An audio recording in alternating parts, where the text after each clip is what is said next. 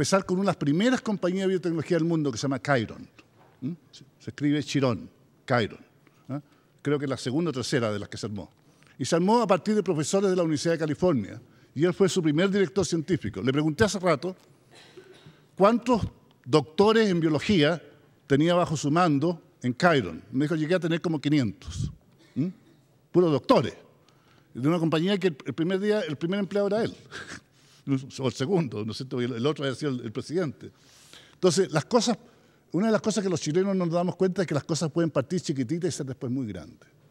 Y una de las cosas que ellos hicieron, inventaron la vacuna para la hepatitis B. Inventaron filtros para la hepatitis. O sea, que la sangre, cuando hay transfusiones de sangre, no se contaminen las personas, que fácilmente ocurre. Puede haber, alguien tiene hepatitis, da sangre y se contagia. Yo les puedo explicar. Entiendo que también descubrieron la hepatitis C ahí. Uno de los colaboradores de él probablemente va a ser premio Nobel. Ese es el nivel que ha trabajado. Pero la parte que más me gusta de la historia de Pablo es que nunca dejó de ser chileno, lo que me ha pasado a mí. Entonces, nosotros podemos vivir muy bien allá. Tenemos amigos allá, tenemos buenas casas allá. Él tiene hijos allá, yo tengo hijos y nietos allá. Pero este país nos tira. Y de alguna manera ustedes son nuestros descendientes en muchos sentidos. Entonces yo le pedí que viniera a hablarnos y nos cuente su vida y le responde a preguntas a ustedes de una persona que tiene otra edad que la que ha sido maestro de él. Él tuvo sus propios maestros, pero les cuente la experiencia de su vida y esté con ustedes, porque lo que yo quiero que pase aquí es que ustedes tengan más oportunidades y horizontes más amplios. Ese es el fin de todo este programa. No es que ustedes aprendan mucha biología, porque si se calientan con la biología, van a ir a estudiar. Y si no, se van a aburrir. Entonces a algunos les va a interesar la biología, a otros les va a interesar la astronomía, a otros les va a interesar la economía. A mí no me importa. Lo importante es que cualquiera sea lo que ustedes hagan, lo hagan con pasión. Así que yo le invito a un apasionado de su vida a subir a este escenario y le damos un gran aplauso.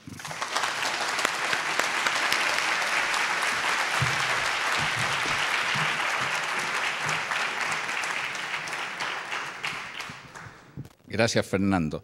Es importante, Fernando todo el mundo le dice senador, pero es un doctor. Hizo un doctorado en filosofía, no solo es ingeniero, fue exministro, etcétera, sino que llegó a Estados Unidos y lo primero que hizo, necesito hacerme un doctorado. Y hizo un doctorado famoso en filosofía en la Universidad de Berkeley. Por lo tanto, le debíamos decir doctor Flores. Bueno, eso para empezar.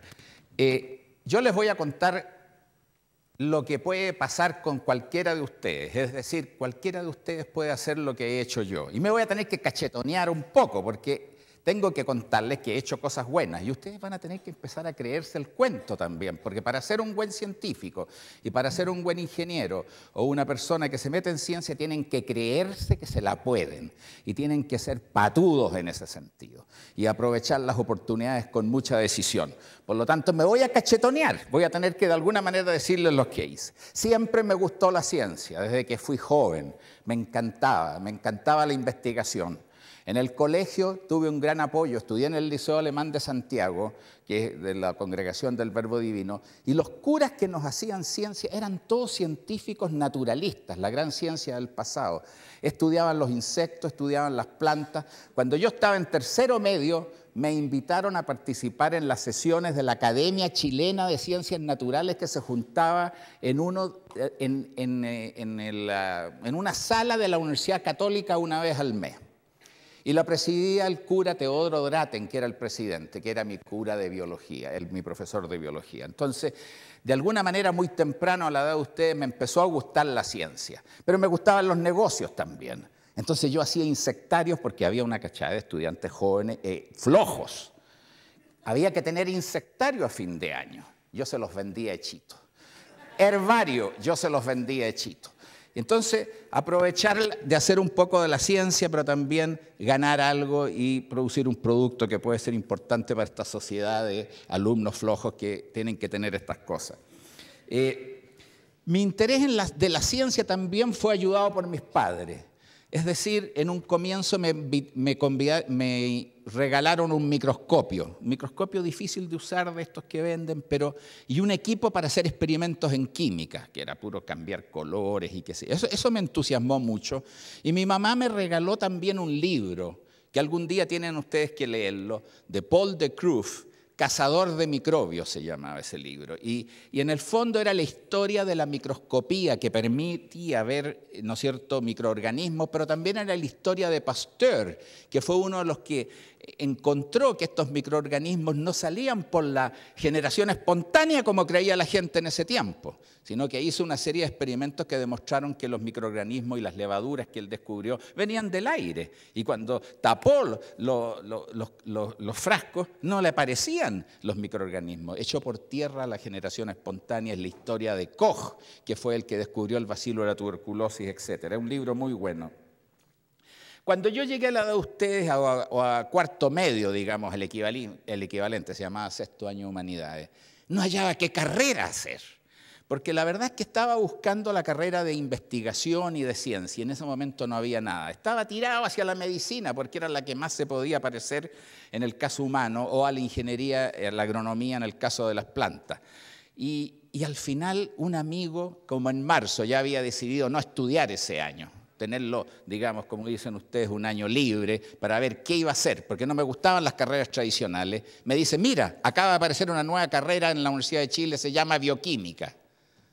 Y esa la había hecho el que fue mi maestro, después más adelante. Había inventado una nueva carrera en la Universidad de Chile en que aceptaban 5 o 10 postulantes, y me alcancé a inscribir a última hora en marzo. Y ahí partió, de la carrera de bioquímica, que fueron los primeros años. Así que así fue como comenzó. Hablé con mi papá y mi papá me dijo, pero investigador, ¿qué chance hay? ¿De qué vas a trabajar? En realidad había alrededor de mis amigos y de la familia un poquito de curiosidad. ¿Qué es esto de que de repente alguien vaya a la universidad a ser un investigador? A nosotros nos fascinó. Fuimos 15 alumnos que entramos en esos 2 años y hemos sido investigadores toda la vida. Muchos los conozco y muchos son grandes chilenos que están en el extranjero en este momento. Por lo tanto, se inventó esa carrera justo, y es importante aprovechar las oportunidades, no dudar un momento cuando hay algo. Y ustedes como científicos y creadores del futuro van a tener que aprovechar las oportunidades porque se dan muy pocas. Y hay que tener valentía y coraje de aprovechar de repentemente, de meterse en algo que jamás existió en Chile. Una carrera que no eran leyes, que no era arquitectura, que no era lo normal donde todos iban. Y durante 5 años que estuvimos en esa carrera, oíamos a cada rato, no van a tener pega estos weón, no van a ganar un 5, weón, van a andar manejando taxi, weón. Nada, absolutamente. Bueno, así inicié. Pero cuando terminé la carrera de bioquímica, ¿no es cierto?, mi intención era lógicamente hacer un doctorado. No existían los doctorados en Chile en ese tiempo. No había manera. ¿Cómo diablo? Aquí había una pregunta que decía, pero ¿cómo diablo me voy afuera a hacer un doctorado? Bueno, hay que ser creativo. Hice 40 cartas, 40, todas iguales, excepto el encabezamiento. Estimado profesor. Todo lo demás decía, soy chileno, soy bioquímico, quiero hacer investigación, quiero ir a sacar un doctorado con usted. Además que yo estudié en un liceo alemán. Mi idioma era el alemán. No tenía idea de inglés. Otra de las preguntas que hicieron ustedes. Me conseguí a alguien que me hiciera la carta. Pues. Además, le decía que yo sabía inglés. Había que, bueno, sí, algo sabía, pero sabía leer en inglés, pero no sabía hablar. Bueno, mandé estas 40 cartas.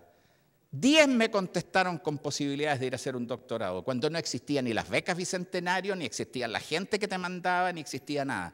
No es necesario. Si ustedes están entusiasmados, lo que vale es el entusiasmo, el estado de ánimo de ir a hacer lo que tienen que hacer. 40 cartas, 10 me contestaron, elegí el lugar donde ir, porque me gustaba mucho la investigación que hacía ese profesor. Fui a hacer un doctorado en química, porque mi maestro me dijo, hace un doctorado en algo más básico que lo que tú eres. Tú eres un biólogo bioquímico, haz un doctorado en química. ¿No es cierto? Como un ingeniero como Fernando Flores, no hizo un doctorado en ingeniería, hizo un doctorado en filosofía.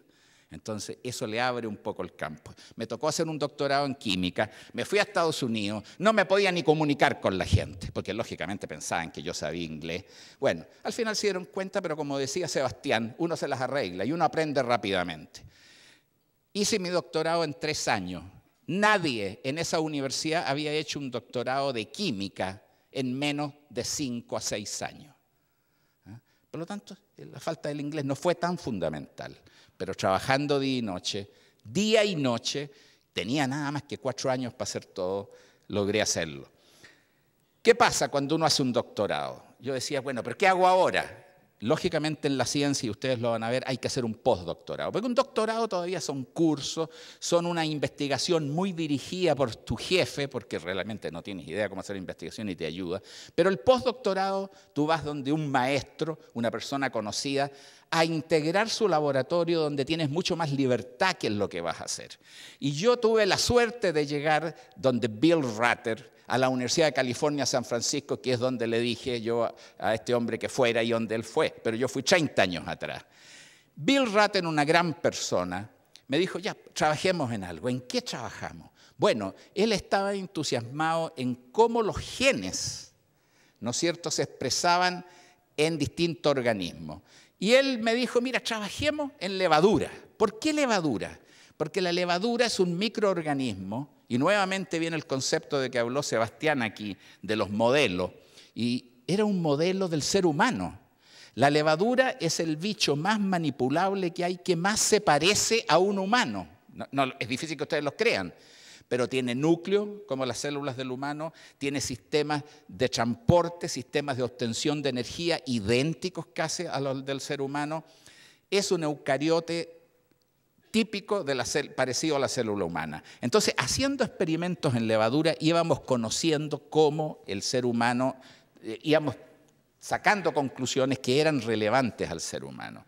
Interesante la levadura, hicimos eso.